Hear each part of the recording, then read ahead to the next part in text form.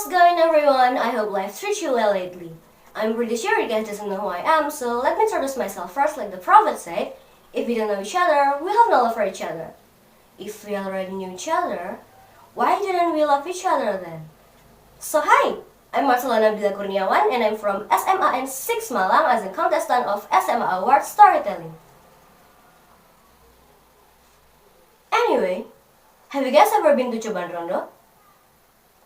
The scenery there is picturesque, isn't it?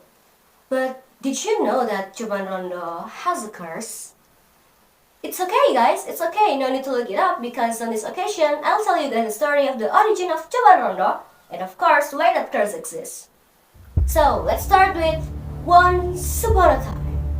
There was a newly married couple. The bride's name was Dewi Anjarwati from Mount Kawi and her husband was Raden Borenkusumo from Mount Ismara. After 36 days of their marriage or Selapan in Javanese, Dewi Anjarwati invited her husband to visit Mount Ismara, which was her husband's homeland. But her parents prohibited them to go. Dewi Anjarwati doesn't listen to her parents, so they both insisted to take a risk on anything that's going to happen on the trip. Don't do that, guys. You have to listen to your parents, alright? Raden Borenkusumo and Dewi Anjarwati were accompanied by their 4 loyal servants. And of course, they brought some fruit for Raden Borenkusumo's parents. On the trip, Dewi Anjarwati felt so thirsty and she asked her husband to find some water. Accompanied by one of their 4 loyal servants, Raden Borenkusumo looked for water for her to drink. Isn't that lovely, everyone? Meanwhile, let's try the servant with Dewi Anjarwati waiting for him to come back. After several minutes, Raden Borenkusumo found a small river. That water was so clear that he was curious to find the spring. And then, he heard the sound of a gurgling water. And he kept walking and walking to find that sound. And finally, he found a very high waterfall. He immediately took a bath in that waterfall and don't forget, he filled that water into the bottle for his beloved wife to drink. After Raden Borenkusumo came back, he was shocked by the presence of Joko Lono. Joko Lono seemed interested in Dewi Anjarwati's beauty and tried to take her away from Raden Borenkusumo. The fight between them was unavoidable.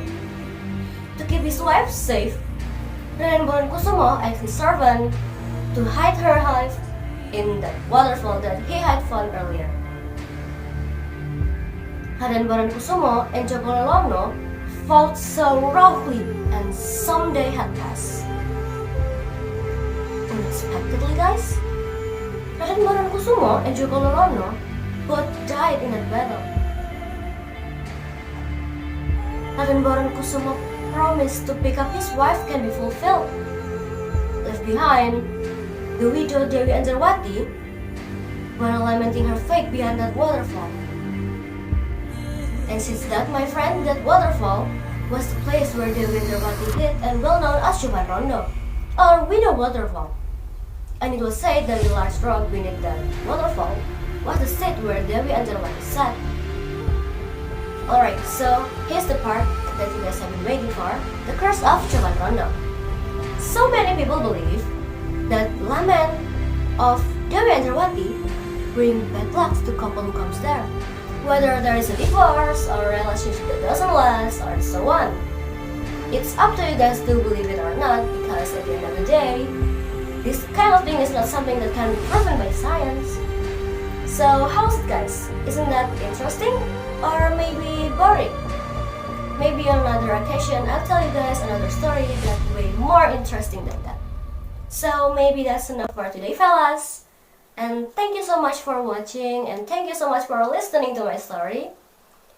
And I'm sorry if I say the wrong word or hurting your feeling without I'm knowing it. I'm Marcelana Bila Kurniawan. Wassalamualaikum warahmatullahi wabarakatuh. Out.